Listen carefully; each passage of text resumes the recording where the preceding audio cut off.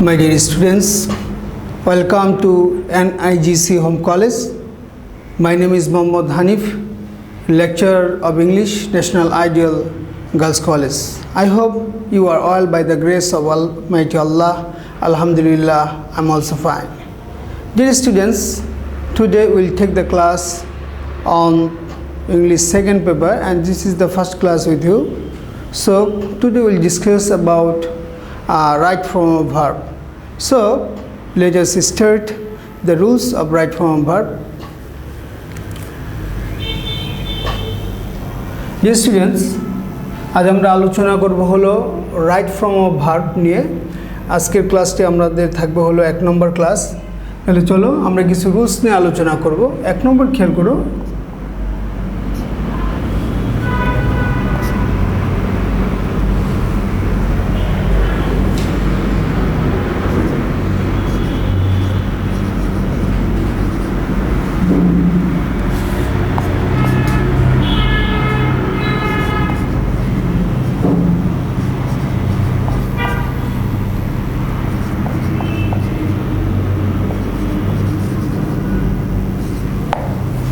she go to school every day. যদি কোনো সেন্টেন্সের মধ্যে everyday, often, sometimes, daily, occasionally থাকে, তাহলে এটা অবশ্যই present indefinite tense.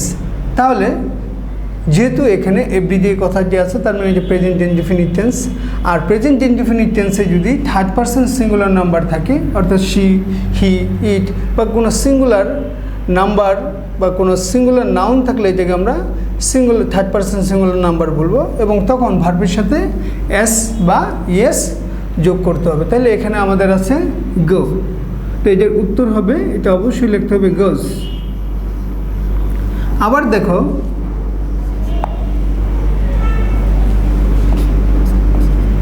the earth moved around the sun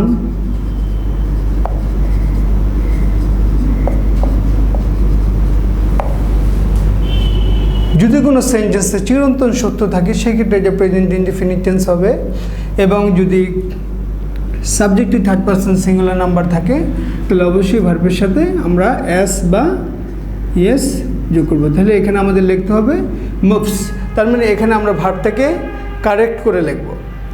3 নম্বর রুলসে দেখো,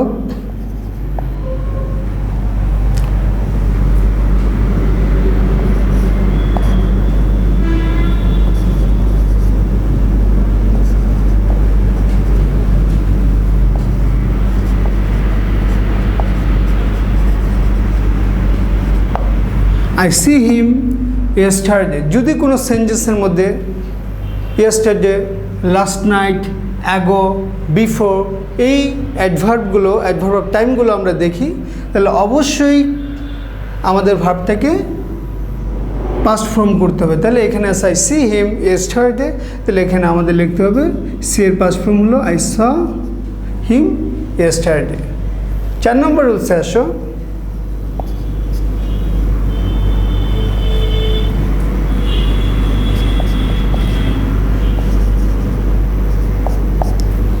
do the work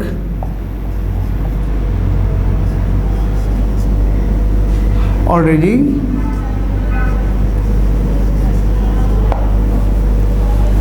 যদি কোনো সেন্টেন্সের মধ্যে just, just now, already, yet বা ইভার থাকে তাহলে অবশ্যই এটা প্রেজেন্ট পারফেক্ট টেন্স। আর আমরা জানি প্রেজেন্ট পারফেক্ট টেন্স স্ট্রাকচার হলো সাবজেক্ট প্লাস হ্যাভ বা হ্যাজ, তারপরে ভার্বের পাস্ট পার্টিসিপল ফর্ম। তাহলে এখানে আছে he do the work already, তাহলে আমরা এখানে লিখবো he has done the work, he has done the work already, সে ইতিমধ্যে কাজটি করেছে। তার মানে আমরা বুঝতে পারলাম যদি কোনো সেন্টেন্সের মধ্যে just, just now, already, yet এবং এভার থাকে তাহলে আমরা অবশ্যই এখানে প্রেজেন্ট পারফেক্ট টেন্স করব। আমরা 5 নম্বর রুলসে যাব।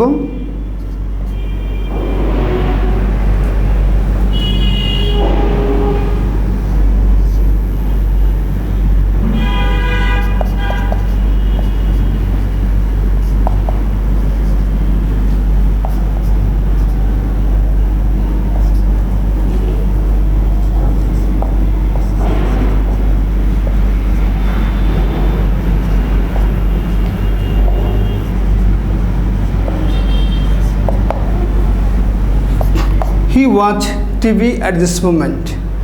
যদি কোনো সেন্টেন্সের মধ্যে at this moment, at present, now থাকে তাহলে আমরা এটা ধরে নিব এটা প্রেজেন্ট কন্টিনিউয়াস টেন্স। তাহলে দেখো খেয়াল করে এখানে দেওয়া আছে he watch TV at this moment, তাহলে আমরা এটা লিখব he is watching TV at this moment. তার মানে আমরা এখানে যে পাঁচটি বুঝতে পারলাম, একটা হলো আবার আমি রিপিট করছি, যদি কোনো সেন্টেন্সের মধ্যে এভরিডে, নর্মালি, ডেইলি থাকে তাহলে আমরা ধরে নেব এটা প্রেজেন্ট ইনডিফিনিট টেন্স, এবং চিরন্তন সত্য হলে এটা প্রেজেন্ট ইনডিফিনিট টেন্স হবে। যদি কোনো সেন্টেন্সে yesterday, last night, ago, before থাকে তাহলে এটা পাস্ট ইনডিফিনিট টেন্স হবে। যদি কোনো সেন্টেন্সে জাস্ট নাও, অলরেডি, ইয়েট, ইভার থাকে তাহলে এটা প্রেজেন্ট পারফেক্ট টেন্স থাকে। এবং যদি কোনো সেন্টেন্সের মধ্যে নাও, অ্যাট দিস মোমেন্ট এবং নাও অ্যাট দিস মোমেন্ট থাকে তাহলে আমরা এটা অবশ্যই প্রেজেন্ট কন্টিনিউয়াস টেন্স ব্যবহার করব। আশা করি তোমরা বুঝতে পেরেছো। আমরা পরের রুলসে চলে যাব।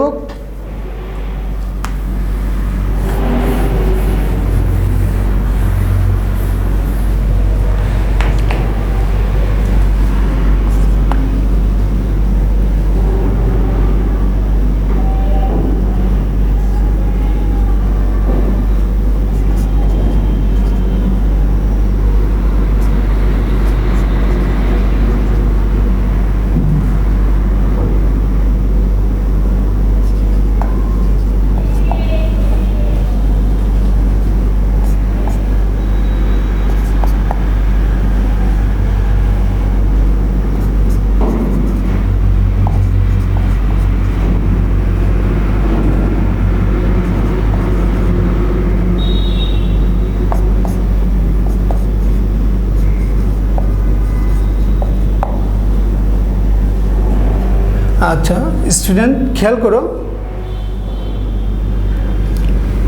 আমাদের সেন্টেন্সের শেষে একটা কোশ্চেন মার্ক আছে। Question mark, that means this is a interrogative sentence. তা আমাদের ইন্টারগেটিভ সেন্টেন্সের ক্ষেত্রে অবশ্যই আমরা জানি যখন আমরা কোনো ইন্টারগেটিভ সেন্টেন্স কমপ্রেস করব, at the time we have to use auxiliary verb. আমাদেরকে অবশ্যই অক্সিলারি ভার্ব ব্যবহার করতে হবে।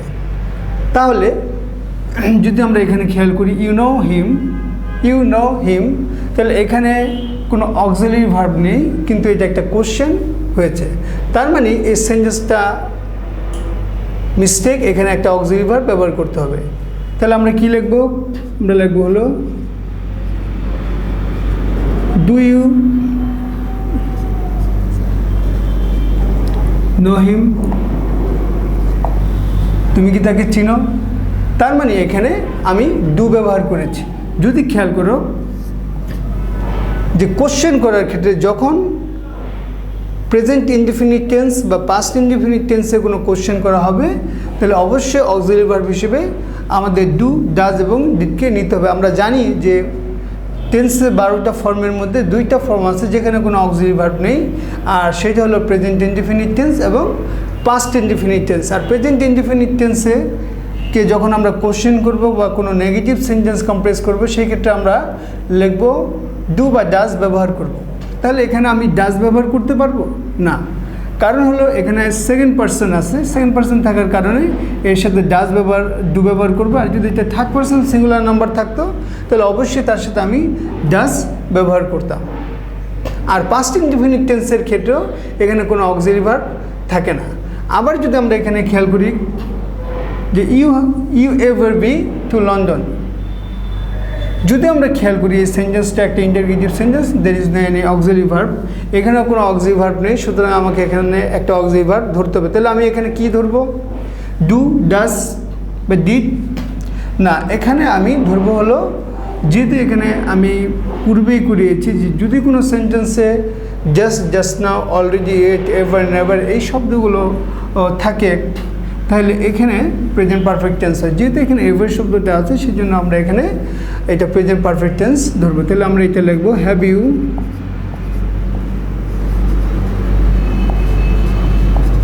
Ever been to London.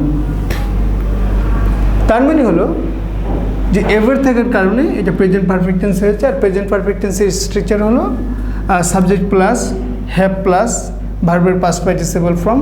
ওই হিসেবে এখানে যেহেতু এটা কোশ্চেন করা হয়েছে সেই জন্য এটা অক্সিলারি ভার্বটা সাবজেক্টের আগে চলে আসছে এবং ভার্বের পাস্ট পার্টিসিপল ফর্ম হয়ে গেছে। বি এর পাস্ট পার্টিসিপল ফর্ম হলো বিন। আশা করি তোমরা বুঝতে পেরেছ। যে স্টুডেন্টস, আমরা এখন আরেকটি রুলস করব। এই জন্য 8 নম্বর রুলস দেখে খেয়াল করো।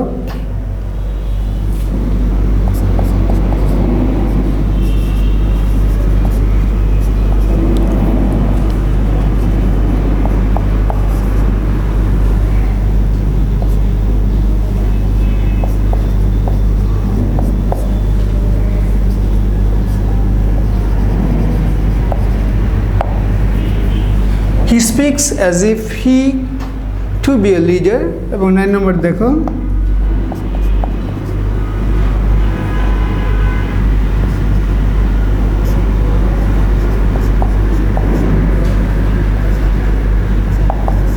as if বা as though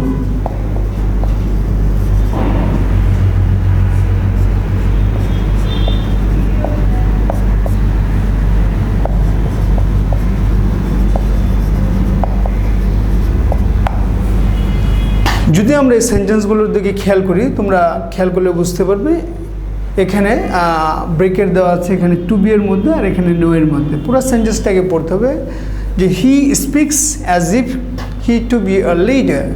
যদি কোনো সেন্টেন্সের মধ্যে অ্যাজ ইফ যুক্ত থাকে বা অ্যাজ দো যুক্ত থাকে, যদি কোনো সেন্টেন্সে অ্যাজ ইফ বা অ্যাজ দো যুক্ত থাকে, এর প্রথম অংশটি যদি প্রেজেন্ট ইনডিফিনিট হয়, পরের অংশটি পাস্ট ইনডিফিনিট হবে। অথবা যদি কোনো অ্যাকশন ভার্ব থাকে বা ভার্বের বেস ফর্ম দেওয়া থাকে, সেই ক্ষেত্রে ভার্বের পাস্ট ফর্ম হবে। কিন্তু এখানে যদি টু বি ভার্ব দেওয়া থাকে, সেই ক্ষেত্রে এখানে ওয়ার ব্যবহার করতে হবে, যাই থাকুক না কেন।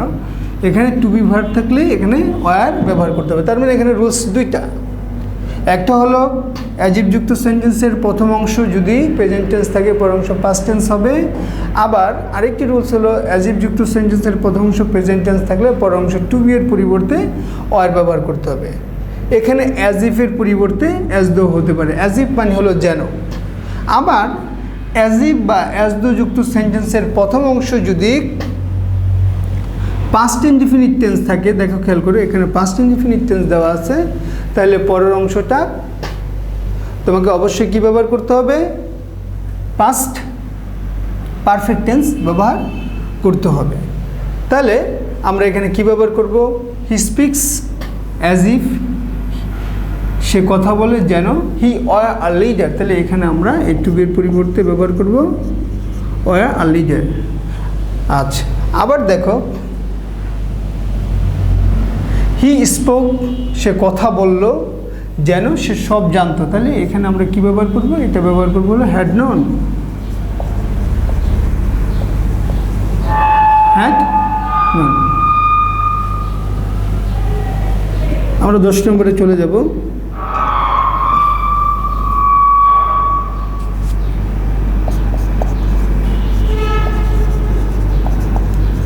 He behaves as if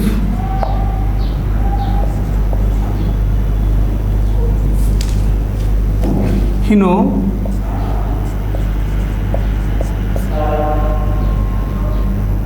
everything বা all, you know all। সে আচরণ করে, মানে এমনভাবে ব্যবহার করে, আচরণ করে যেন। তাহলে আমি এই প্রথম রুলসটা যখন বলেছিলাম যে অ্যাজিভ যুক্ত সেন্টেন্সের প্রথম অংশ প্রেজেন্ট টেন্স থাকলে পরে যদি টু বি থাকে সেই জন্য ওয়ার হবে।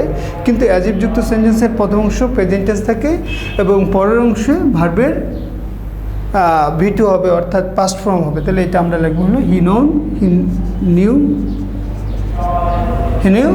All. Dear students, I hope all of you have understood the rules of the right form verb, and you have been given some rules, and the rest of the rules I will discuss the next class. So today I will finish here. I'll see you another rules. Till then, Allah Hafiz.